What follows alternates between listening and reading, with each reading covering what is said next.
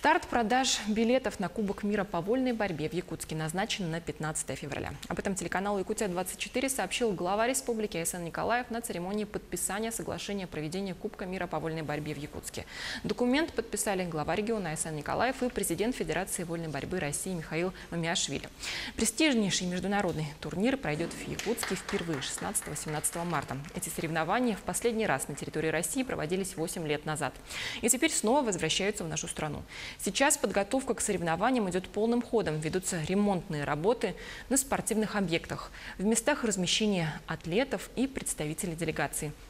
Продумываются маршруты передвижения спортсменов. На сегодняшний день свое участие подтвердили 8 команд. Среди них сильнейшие сборные планеты – Россия, Турция, Иран, Монголия, Америка.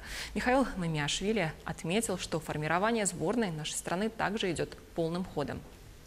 Я убежден в том, что представители Саха-Якутии, достойные представители, они будут в составе национальной сборной, они придадут дополнительные интересы, дополнительные ажиотажи, дополнительные эмоции для наших болельщиков, которые, убежден, переполнят зал в Республике Саха-Якутия.